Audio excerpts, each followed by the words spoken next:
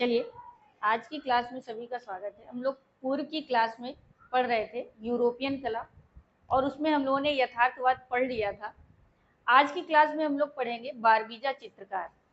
तो जो बारबीजा चित्रकार है, ये एक तरीके का चित्रकारों का दल था जो यथार्थवाद के बाद ही इनबिल्ट हुआ, यानी बना।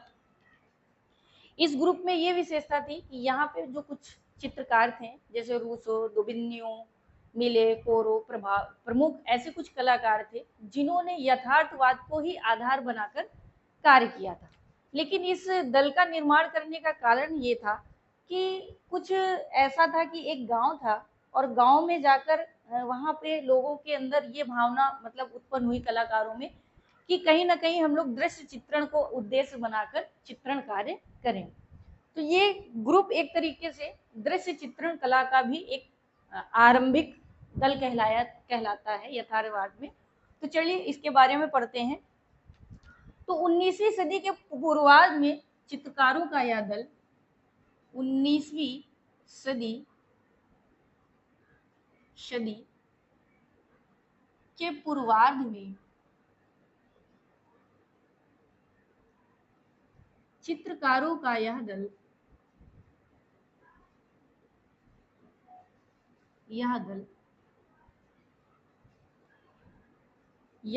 बना। ठीक है, इस दल का जो निर्माण हुआ वो समथिंग 19वीं सदी में हुआ, क्योंकि 1800 कुछ में जो है आपका यथार्थवाद का जन्म हो चुका था। इसीलिए इस कुछ समय बाद चित्रकारों में एक भावना उत्पन्न हुई जिसको लेकर उन्होंने दृश्य चित्रण की तरफ उन्मुख किया और उसी को आधार बनाकर यथार्थ रूप से चित्रण प्रारंभ किया। छोटी सी बात में समझेंगे तो ये जो है कहाँ इनबिल्ट हुआ था, तो पेरिस, ठीक है, पेरिस फ्रांस में ही पेरिस के पास फोंटेनब्लो, पेरिस के पास, थोड़े नाम अजीब होते हैं, फोंटेन फोंटेन होना चाहिए, फोंटेन, ठीक है, फोंटेन ब्लो नामक, कभी कभी थोड़ा सा ऐसे नाम लिखना और कठिन हो जाता है। तो फोंटेन ब्लो नामक जंगल के पास,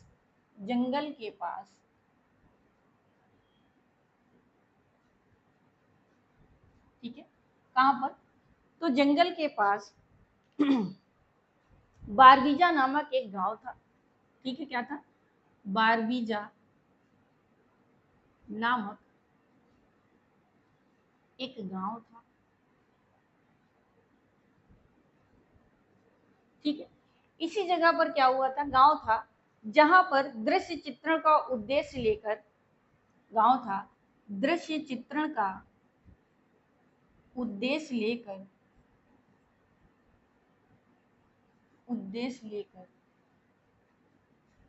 इस बारबीजा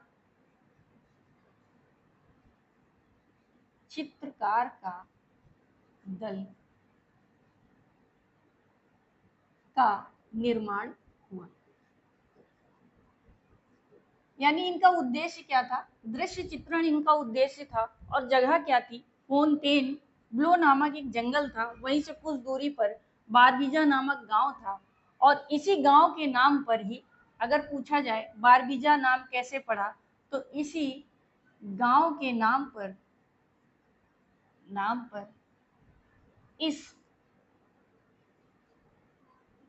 इस दल का नाम बारबीजा चित्रकार पड़ा। ठीक है, अगर क्वेश्चन आपसे पूछना है तो थोड़ी इसकी भूमिका है कि बारबीजा चित्रकार दल क्या था। तो इनका मुख्य उद्देश्य था यथार्थवाद के बाद एक दृश्य कला की तरफ, यानी दृश्य कला का मतलब होता है जो हम प्रत्यक्ष देख रहे हो, बाहरी वातावरण हो, वो इनके उद्देश्य बन गए थे चित्रण करने के। एक कॉमन सी चीजें, कॉमन सी लोगों का चित्रण करना, वातावरण का चित्रण करना। तो इस उद्देश्य से इस बारबीजा चित्रकार दल का जो है निर्माण हुआ। चलिए, इसके बाद इस ग्रुप में हम लोग पढ़ेंगे मुख्य कलाकार, है ना। जो इस मुख्य कलाकार दल कहिए या ग्रुप कहिए, तो इस दल के यानी इस बारबीजा स्कूल के भी कहीं कहीं लिख के आ जाता है, तो कंफ्यूज होइएगा। कभी कभी बारबीजा चित्रकार लिखा होता है, कभी कभी नेट वगैरह के एग्जाम में बारबीजा स्कूल लिख देते हैं, ठीक है। शैली का भी रूप ले लेता है। चलिए, तो इसके मुख्य कलाकार थे रूसो, दुबिन्यू, रूसो, दुबिन्यू, ठीक है। इनका पूरा नाम है सार्ल दुबिन्यू, ठीक है। दुबिन्यू चाहे लिख लीजिए पूरा नाम, रूसो सार्ल दुबिन्यू, ठीक है। नेक्स्ट है आपके मिले कोरो, मिले और कोरे, जिन्हें हम लोग कामियो कोरे भी कहते हैं, ठीक है। तो ये कुछ मुख्य कलाकार थे जिन्होंने इस दल को अपना कर और दृश्य चित्रण की ओर कार्य करना प्रारंभ किया था। इसी के नाम पर यानी गांव के नाम पर ही इस ग्रुप का निर्माण हुआ। जैसे कि अभी मैंने यहाँ पे लिखा है कि इसी गांव के नाम पर इस दल का नाम क्या पड़ा, बारबीजा चित्रकार पड़ा। इस दल को 11 यह दल जो है 1830 से 1870 तक, यानी यह दल कब तक सक्रिय रहा, पूछ लेता है कभी कभी कि यह दल कब तक सक्रिय रहा। तो यह दल जो है 1830 से 1870 तक सक्रिय रहा। सक्रिय का मतलब है कि इसमें कार्य होता रहा, कलाकार जुड़कर कार्य करते रहे। अच्छा, अब बात करेंगे आगे, थोड़ी सी इस भूमिका को साफ करेंगे क्योंकि मुझे जगह की आवश्यकता है।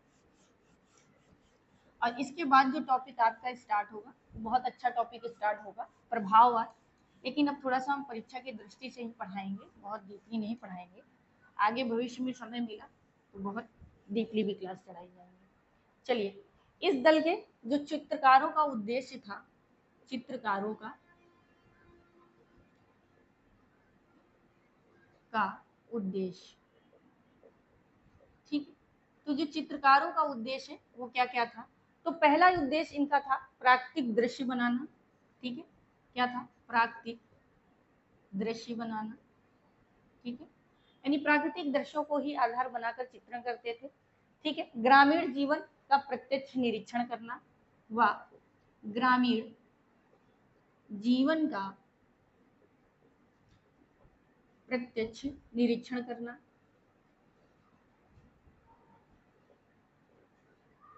ठीक है। ग्रामीण जीवन का प्रत्यक्ष निरीक्षण करना, ये इनका आधार था। और इसका निरीक्षण करके, कैसा निरीक्षण करके, यथार्थ यथार्थ यथार्थ चित्रण करना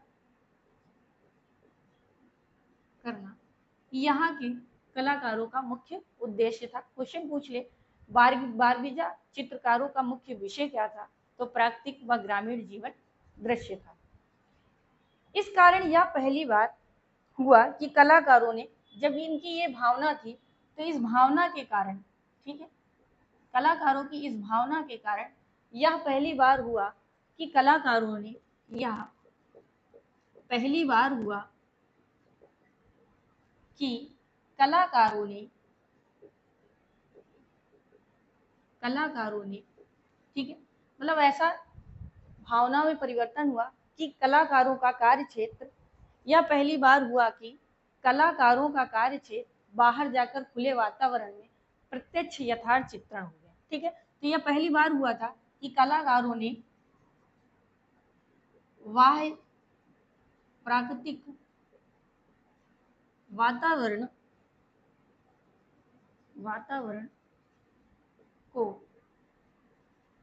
यथार्थ देखकर चित्रण प्रारंभ किया, ठीक है। आसान भाषा में आप लिख सकते, ठीक। तो ये इनकी पहली बार भावना में परिवर्तन हुआ और यथार्थ चित्रण करने लगे। इसलिए सही मायने में, यानी इसलिए सही मायने में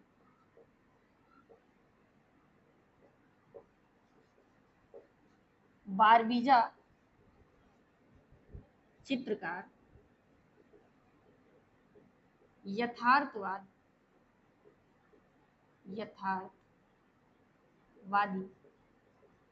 चित्रकार कहेगा।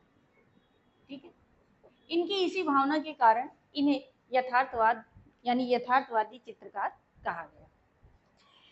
इसके बाद बात करते हैं बारबीजा चित्रकारों के जो दल थे उसमें जो प्रसिद्ध चित्रकार थे, तो उनकी बात करेंगे जो आपसे पहले मैंने बताया है। तो पहले नंबर में हम लोग किसकी बात करेंगे, रूसो की बात करेंगे। तो इनका पूरा नाम था थियोडोर रूसो। क्या था? Theodore Rousseau. ठीक है, परीक्षा की दृष्टि से ही देखेंगे। इनका जो है जन्म हुआ है 1812 में। 1812 में इनका जन्म हुआ और इनकी मृत्यु हो गई थी 1867 ईस्वी में। कब हुई? 1867 ईस्वी में इनकी मृत्यु हो गई।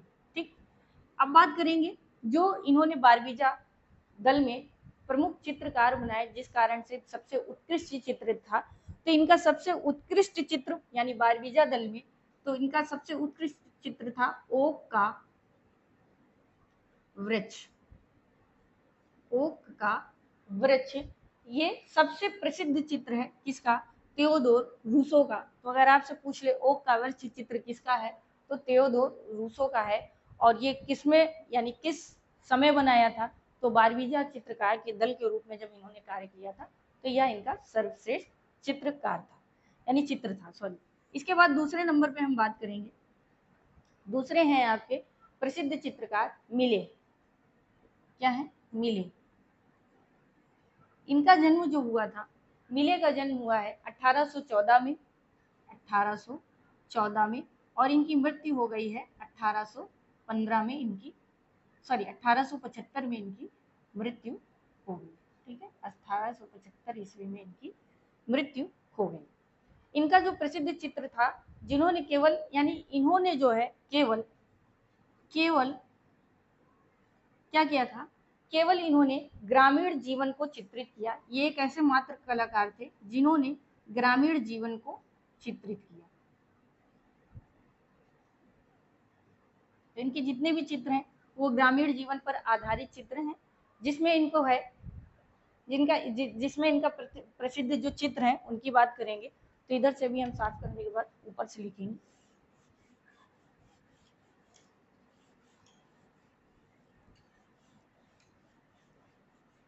तो ये एक ऐसे थे कि जिन्होंने खाली प्रकृति चित्रण किया है, मिले। और इनके प्रमुख चित्र जो थे प्रसिद्ध, वो कौन कौन थे? तो पहले है पछोरने वाला आदमी। पछोरने वाला आदमी। ठीक है, नेक्स्ट इनका चित्र है बीज बोने वाला। बीज बोने वाला। कुदाली,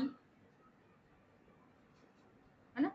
कुदाली, कुदाली वाला आदमी। ठीक, इसके बाद नेक्स्ट है खान मजदूर इत्यादि। क्या है? खान मजदूर इत्यादि। ये इनके कुछ प्रमुख चित्र थे जो इन्होंने ग्रामीण जीवन को आधार बनाकर बनाए थे। इसके बाद हम बात करेंगे प्रसिद्ध चित्रकार कामियो कोरो की। कौन की? किसको? कामियो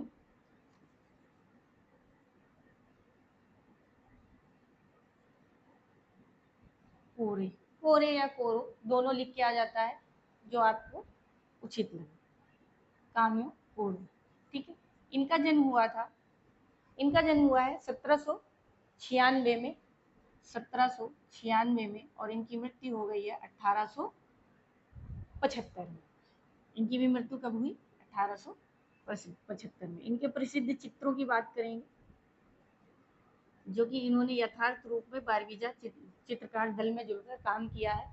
तो कलाकारों का कार्यकक्ष, कलाकारों का पूछा जा चुका है, कलाकारों का कार्यकक्ष। ठीक है, कलाकारों का कार्यकक्ष। ठीक है, दूसरा इनका चित्र है मोती पहने हुई स्त्री। मोती पहने हुए स्त्री। तो ये थे बारबीजा चित्रकार, यानी बारबीजा स्कूल या बारबीजा कलाकार या बारबीजा चित्रकार क्या है, इसके बारे में संबंधित क्वेश्चन कभी कभी पूछ लेता है नेट के स्तर से भी। और बारबीजा क्या है, कलाकारों का दल है या शैली है, इस तरह से आपसे ऑप्शन रख के पूछेगा। तो ये कलाकारों का एक दल था जो कि बारबीजा नामक ग्राम में इसका जो है निर्माण हुआ। आगे की क्लास में हम लोग कल नेक्स्ट क्लास में पढ़ेंगे आपकी प्रभाववाद। प्रभाववाद जिससे सबसे ज्यादा क्वेश्चन बनते हैं। ये प्रभाववाद क्या है, पहले इसकी भूमिका पढ़ेंगे, उसके बाद हम लोग इससे जुड़े कलाकारों को पढ़ेंगे, तब फिर उत्तर प्रभाववाद, फिर नव प्रभाववाद, ऐसे हम लोग आगे बढ़ते रहेंगे। कोशिश है कि अच्छा से अच्छा पढ़ाने की कोशिश की जाए। बहुत शॉर्ट फॉर्म में इसको हमने दिया है आपको, हालांकि बहुत लेंदी है अगर हम एक एक आर्टिस्ट को पढ़ाते, लेकिन जो इम्पोर्टेंट है परीक्षा की दृष्टि से वो आपके लिए किया गया। कोशिश करिए क्लास को लाइक शेयर सब्सक्राइब जरूर करें। आज की क्लास के लिए बहुत बहुत धन्यवाद।